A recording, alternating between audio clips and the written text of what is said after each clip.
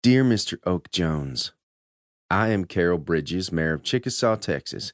We are located in the western part of the state, Big Bend country if you know it. I thank you in advance for considering my injustice. Chickasaw is the home of Hogan Consolidated, a family-run manufacturer of industrial parts.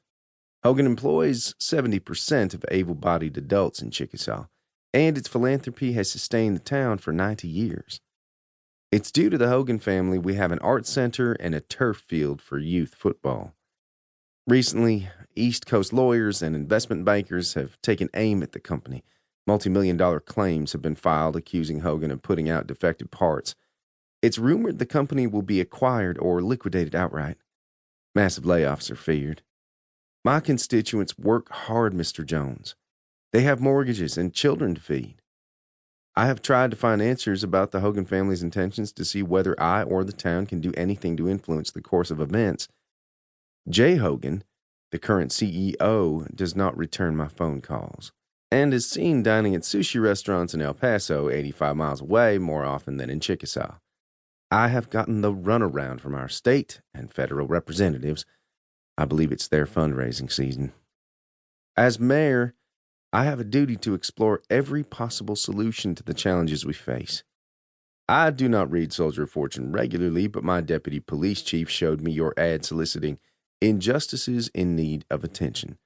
I feel certain injustice is being done to Chickasaw, though I can't as yet name its perpetrator and exact nature.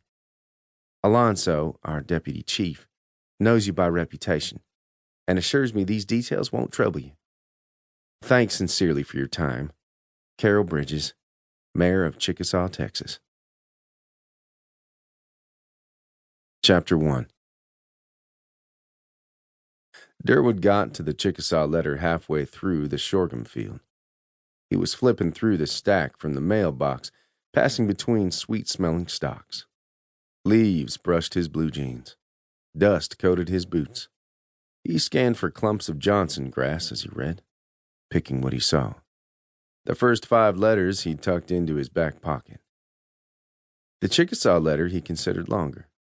Steel-colored eyes moved left to right. He forgot about Johansson grass. An ugliness started in his gut. Lawyers.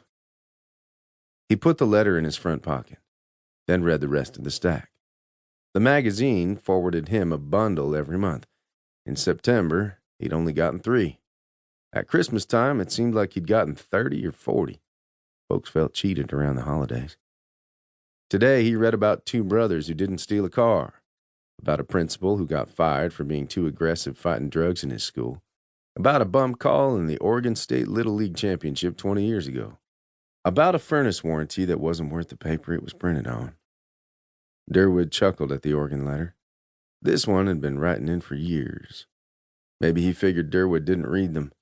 Figured some screener only put a couple through each go-around, and one of these days he would sneak through. But Durwood did read them. Every last one.